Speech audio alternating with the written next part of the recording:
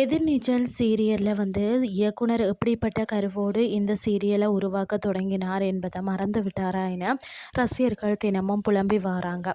நியாயத்திற்காக போராடும் ஜனனியை நாளுக்கு நாள் டம்மியாக்கி வில்லத்தனம் செய்யும் குணசேகரன், ராவணன் ஆகியோரின் கையை ஓங்கியபடி கதையை அமைத்த வண்ணம் இருக்கிறாங்க.